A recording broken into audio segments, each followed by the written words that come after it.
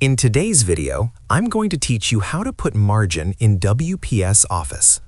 This tutorial is specifically for users working on the WPS Office Mobile app, and it will guide you through adjusting page margins directly from your phone. Setting the correct margins is important for creating clean and well-formatted documents, especially for schoolwork, reports, or any file that needs to follow proper layout standards. To begin, open your document in the WPS Office Mobile Document Editor.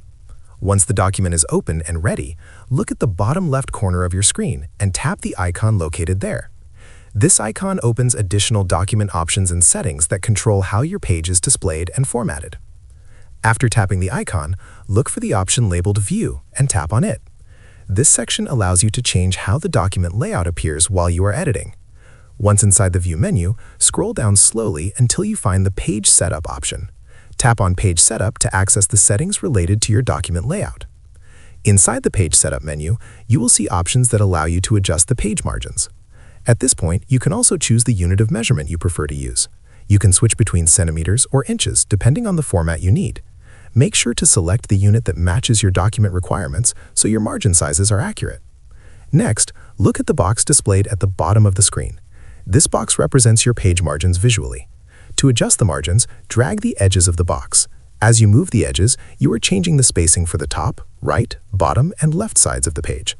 While adjusting, pay attention to the margin values shown on the right side and bottom of the screen. These numbers update in real time and show the exact size of each margin. Take a moment to fine-tune the margins until they match your desired layout. This visual method makes it easier to see how much space is being applied around your content, which helps prevent text from looking too crowded or too spread out. Once you are satisfied with the margin settings, tap OK at the top of the screen. This will apply the changes and return you to your document. Your new margins are now set, and the document layout will update automatically based on the adjustments you made.